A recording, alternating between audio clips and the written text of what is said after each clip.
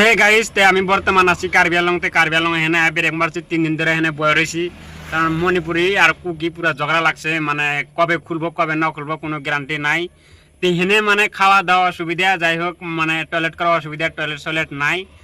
তে আমি এখন বর্তমান 6টা বাজে তে ভাত সাত বানামু, তে ভাত সাত বানায়া মানে খাওয়া দাওয়া করে মানে শুনতাইছি আর কি, মানে মণিপুরি পরশুদিন কে না 2-3 দিন পরে বলে খুলবো।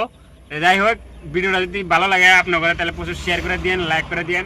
তো গাইস আর একটা বস্তু আপনারা দেখাইতেছি, গাড়ি এসে এই ইউপির নাম্বার দেখেন, ইউপি থেকে আইসে এখানে 3 দিন ধরে রয়েছে, 3 দিন ধরে মানে খার রয়েছে, মানে আঙ্গর জন্য মানে আঙ্গরে কইতেছে যে তালি गाड़ी कब खुलेगा कब नहीं खुलेगा। हम बोला कोई गारंटी नहीं है कब खुलेगा कब नहीं खुलेगा। और এই পাশে দেখেন এই যে পাহাড়, এই যে পাহাড়ের মধ্যে জুম করতেছি, পাহাড়টা পুরা সিনারি দেখছেন গাইস, এই যে সিনারিটা মস্তি লাগছে মাঠান। আর এদিকে হলো পাথার, এই যে আর এদিকে হলো ওই যে বস্তি। আর গাইস এই যে এটা হলো রোড, আর এই যে এটা হলো পাম্প, আর এটা হলো এই যে ওয়াটার সাপ্লাই পানি, আর রোডে পানি দেয়।